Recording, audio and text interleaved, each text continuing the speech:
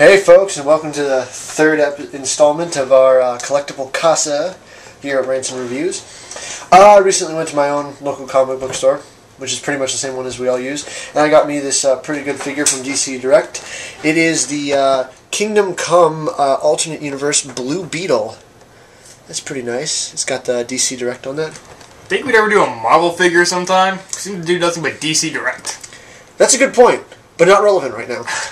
So yeah, we got the Blue Beetle there. Something interesting to point out, besides that it says collector action figure on it, is this weird warning thing there. It says choking hazard, small parts, not for children under 3 years of age. But then it says for ages 14 and up. This is if DC doesn't know who the hell they're marketing this to.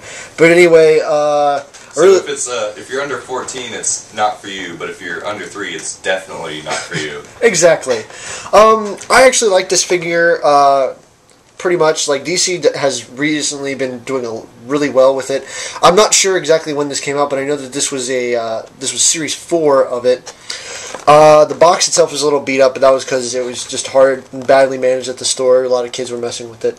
On the side here, you got the Blue Beetle from Kingdom Come. For those of you who don't know what Kingdom Come is, Kingdom Come was this big crossover storyline written and drawn by Mark Waid and Alex Ross.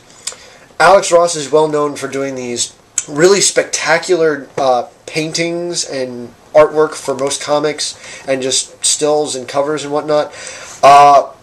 If you don't know who he is, look him up on his website. We'll have a link here in a second. But yeah, this comic was like conceived as the inevitable possibility of the end to the DC universe. So this is what the Blue Beetle of that time would look in the final battle between the old aging superheroes and the new breed of social cleansing superheroes. So that's him on the side. On the back here, you got the actual front cover to Kingdom Come there, with it saying that it's from the pages of Alex Ross and Mark Waid's best-selling graphic novel. It actually shows the other waves of the other characters. You got the Kingdom Come Superman, Wonder Woman. Hawkman is actually now part Hawk. Green Lantern, like Blue Beetle here, is actually heavily armored. Batman wears a robot suit. They say Shazam, but that is Captain Marvel. They're just doing that for marketing reasons. He looks the same. Red Robin is the new Robin. Female Kid Flash. Deadman's a fucking skeleton for some reason. The old Flash, the Golden Age version at least, apparently now is stuck so that he just shifts like this all the time. He's moving too fast to stop. Magog, who's a villain, and then an armored Wonder Woman who basically looks like an American Eagle for some reason. On the other side of the box, they got a full description of what's going on, little profile pic and whatnot. I'm going to unbox this thing for you real quick. I will say that the box is pretty good. It's pretty easy to take out here. Let me show you here. For the most part, all you do is slip that out. I do like that you don't have to tear it off of anything. You get this nice picture of Blue Beetle over there with a lot of the other characters. So there's not that much to deal with. It does come apart, such as that. So we'll pull the figure out real quick. And I'll put on his backing here real quick. I can get it on. There we go. Put him on the stand. This is display, you know, how he would be on the stand there.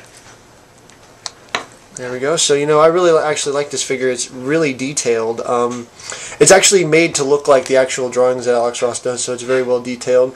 You got this, you know, nice armored look, full detail on the pecs there. Got the little Blue Beetle symbol there. They actually made this nice material to make the chainmail little dressing there. It's nice little boots here. He is a little bit posable. You know, you can move his arms like that, and his armor will move up along with it, and you can place that back. He does have this neat little trick here with the helmet, where you lift that up, and he's got his little face there. Say hi, Blue Beetle. There we go. Then he has his little armor-plated back there, which actually pretty hard, made to look like a Beetle shell. I think this is a really nice touch to it. One of the problems, though, is the actual base here. Like, if you look at this thing, look at it, it's pretty flimsy and whatnot. I mean, it doesn't really do anything. And when you put him on there, unless you stand him on it properly, he'll most likely just, like right there, I got it flawlessly, but like if you're off by a little bit, he'll just go like that. It's too tiny. Yeah, it is. I think, like every other base, like I have some of the other figures, particularly for like the JSA, see, like that. I have one of the figures for the JSA run of the new Sandman, and the base is about like this thick or big around, and like you can pose the figure anywhere you want.